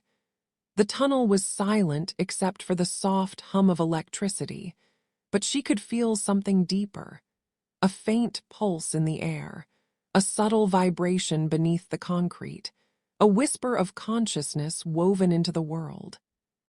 She closed her eyes, letting the stillness embrace her, and for a moment she sensed Elias, not a ghost, not an echo, but a presence guiding the currents of thought, steady and protective. He was everywhere and nowhere, unseen but unmistakably real, a guardian whose identity now flowed like golden threads through the seams of existence, preventing any darkness from slipping through again. Mara opened her eyes and whispered into the quiet tunnel that she would keep living, not just for herself, but for him, carrying his courage into every new day, knowing he watched the world from beyond its edges. As she turned to leave, the station lights briefly flickered in a soft golden rhythm, a pulse she recognized instantly. Not mechanical, not accidental, but intentional. The message was simple, subtle, and unmistakably from Elias. I'm still here.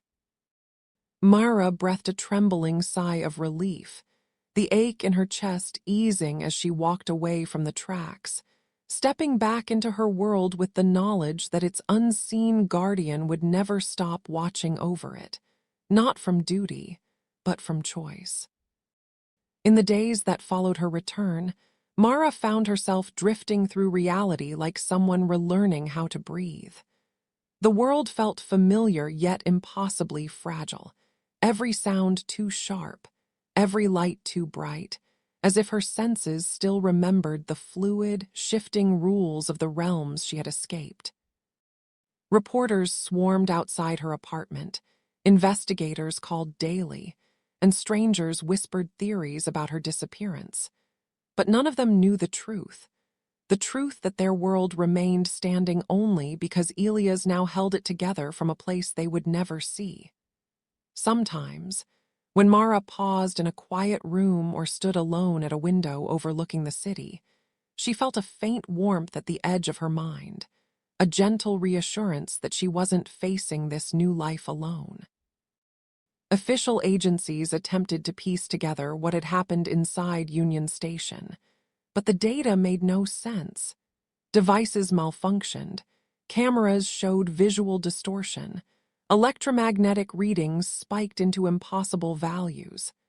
Scientists proposed anomalies, psychologists proposed hallucinations, and bureaucrats proposed cover-ups, all while ignoring the one person who had lived the truth. Mara attended their briefings, but remained silent, refusing to let people who didn't understand turn Elias' sacrifice into a footnote or a misinterpreted phenomenon. To her, Elias wasn't just a missing investigator. He was the bridge between worlds, the guardian watching from beyond the limits of human understanding, and no misunderstanding could diminish that. At night, Mara walked the quiet streets of the city, avoiding crowds and noise, drawn instead to places where the world felt thin, empty alleys, abandoned stations, quiet rooftops, spaces where the boundary between thought and reality seemed faintest. In those moments she would stop, close her eyes, and feel the subtle hum of the consciousness realm pulsing like a heartbeat just beneath the surface of the world. Sometimes she saw faint golden flickers in the corner of her vision, little sparks that danced in the air before fading, brief echoes of Elias' presence, reminders that he was watching, guiding, ensuring the newborn entity's remnants never slipped through the cracks of reality. But Mara carried another burden, one the investigators never noticed, one the world could not know. Deep inside her, a small shard of the memory realm remained, a fragment of the consciousness flow that had clung to her during the collapse. It pulsed softly when she slept, creating fleeting visions of golden spirals and distant echoes, and Mara suspected it was the only reason she could still sense Elias at all. Yet she also knew it came with risk. If mishandled, it could open pathways the entity once used, pathways that must remain sealed. Determined not to let the world face new dangers, Mara quietly sought knowledge, in old journals, forgotten research documents, and encrypted archives that mentioned the earliest sightings of anomalies, piecing together a map that would help her understand what she now carried. One late evening, as she studied old case notes under the flickering light of her desk lamp, the room fell silent in a way that felt deliberate, purposeful. The lamp dimmed for a moment, then brightened in a slow, rhythmic pattern. 3 pulses, pause, 3 pulses, exactly the way Elias used to signal "I'm here" back when they navigated the collapsing realm together. Mara felt her breath catch as she touched the edge of the desk, whispering into the quiet air, and though Elias did not speak, did not appear, did not materialize in any visible form, the golden shimmer that filled the corners of the room told her everything she needed to know. She was not alone, and her journey was far from over. Because somewhere beyond the borders of reality, the Guardian was calling her, not in warning, not in fear, but in preparation for something yet to come. In the quiet weeks that followed, the world slowly forgot the strange events surrounding Union Station, explaining away the anomalies as glitches, electrical faults, and misread data. But Mara knew better. She carried the truth in her chest like a small, steady ember, warm, impossible, and unshakable. The shard of consciousness inside her pulsed gently whenever she doubted herself, reminding her that the boundary between worlds held firm not because of luck, but because Elias stood on the other side of it, holding the line with a strength no ordinary human could ever understand. As she rebuilt her life piece by piece, Mara also learned to listen, really listen, to the subtle folds of reality. In quiet moments, she sensed shifts in the air, soft vibrations under the floor, faint pulses of golden light that only she could perceive. They came not as warnings, but as reassurances, echoes of a guardian watching over the world from a realm beyond time and space. And every time she felt one, she whispered his name, not out of grief, but gratitude. Elias Mercer had not died. He had transformed, rising into something ageless, patient, vigilant, a presence that protected without being seen. One evening, long after the world had returned to its rhythm, Mara visited Union Station again. Not because she expected the Twilight Express to return, but because it was the last place Elias had stood as a man before becoming something greater. She walked down the empty platform, the echoes of distant footsteps fading into the vast quiet, and paused near the tracks where the dimensional breach once opened. The air shimmered faintly, so faintly that anyone else would miss it, but Mara stepped closer, closing her eyes as she reached out with the fragment of awareness she had carried home. For a moment, the station grew impossibly still. Then the lights above her flickered in a slow, rhythmic pulse, the same 3-beat pattern Elias used to send during their final moments together. Mara felt warmth bloom in her chest, not painful or longing, but comforting, grounding. She whispered into the empty air that she would keep her promise, that she would live, learn, and continue the work he had started. If anomalies appeared, she would recognize them. If fractures opened, she would sense them. And if shadows from the consciousness realm ever stirred again, she would be ready not as a victim, but as someone who had walked between worlds and returned stronger. The shimmer faded. The station returned to silence, but Mara did not leave immediately. She stayed until the last train passed, until the hum of machinery softened, until the night fully wrapped around the city. Only then did she turn away, carrying with her the knowledge that the world was safe, not because danger vanished, but because someone who understood danger better than anyone now stood guard. As she stepped outside into the cool night air, a gentle breeze swept past her carrying a faint, warm glimmer of gold. And though no voice spoke, she felt the message clearly, steady, unwavering, eternal. "You're not alone." Mara smiled softly as she walked into the city lights, knowing this was not an ending at all, but the beginning of a new balance between two worlds, one she would help protect, guided always by the unseen guardian who watched from beyond the veil.